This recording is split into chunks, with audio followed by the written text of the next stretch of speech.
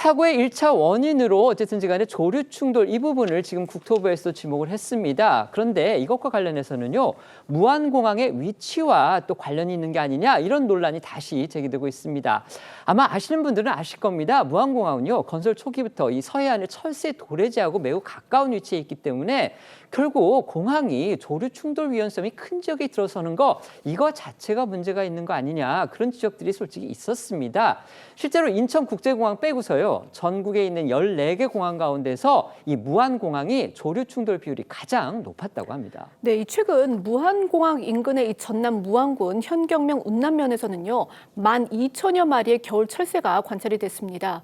해당 지역에 113제곱킬로미터에 이르는 이 대규모 무안 갯벌 습지 보호 구역 등이 조성돼 있기 때문에 이 철새들의 중간 기착지 역할을 한다고 합니다.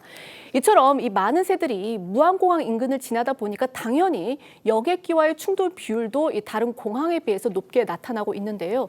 이 한국공항공사가 이현희 민주당 의원실에 제출한 자료에 따르면 무안공항의 조류 충돌 건수는요. 2019년부터 올해 8월까지 해서 총 10건. 이 기간 이 무안공항을 오간 항공기가 11,004편인 점을 고려하면은 이 조류 충돌 발생률이 0.09%로 추산이 된다고 합니다. 이 0.09%라는 게 사실 언뜻 보면 작은 숫자로 보이지만 다른 공항과 비교하면 높습니다. 0.013%의 제주공항, 0.018%의 이 김포공항 등에 비해서 0.9라는 월등하게 높은 수준을 보이는 건데요. 다만 전체 공항의 이 조류 충돌 건수도 해마다 늘고 있다는 점에서 기후 변화로 철새가 텃새가 되거나 또는 출몰 시기와 출몰 조류종의 변화도 이유로 꼽히고 있습니다.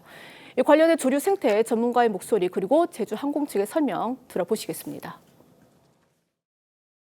보통 보면 한 11월 달쯤 되면 철새들이 많이 내려오는데 올해는 좀 기온 상승 때문에 그런지 갑자기 날씨가 추워지니까 지금쯤 무안공항뿐만이 아니고 이런 철새 이동이 많아지는 그런 시기, 그런 시기에 대해서는 그런 정보들에 대해 가지고 공항 당국과도 정보 교환을 하고 승무원들이 인지를 할 수 있도록 그렇게 안내를 하고 있습니다. 저희가 지금 철새, 새해 문제를 다루고 있기 때문에요. 이 부분도 한번 짚어보겠습니다. 비행기가 이착륙할 때 시속이 이제 300km가 넘는다고 합니다. 그런 항공기에 오리 한 마리만 충돌을 해도요. 기체에는 5톤가량의 순간 충격이 가해진다고 합니다. 결국 이런 그 비행 중의 조류 충돌의 위험성 얼마나 큰지 이제 기장으로 근무하셨으니까요. 어떻게 그 실감하신 그런 사례가 있습니까? 어떻습니까? 이게 참 새 종류에 따라 차이가 많은데요. 어떨 때는 내려서 정비사가 조류 충돌했는데요. 이렇게 얘기할 때도 있어요. 그렇습니까? 그러니까 전혀 충돌한지 모를 수도 있고요. 왜냐면 뭐 핏자국이나 이런 걸 보고 얘기하고요. 또 어떨 때는 좀 큰 새 같으면은 엔진 말고 동체 같은 데 붙였을 때는 이제 쿵 하는 소리가 들리긴 합니다. 그래서 부딪혔구나. 그래서 나가서 내려서 보면 기체가 좀 찌그러져 있다든지 뭐 이런 상태도 있거든요. 그래서 실제적으로 새에 부딪혔다 그래서 항공기가 다 손상이 되고 불이 나고 하진 않습니다. 또 손상이 돼도 또 조종사들이 한 엔진으로만 해도 충분히 운영할 수 있는 비행기이기 때문에 또 잘 조치를 해서 내리긴 하거든요.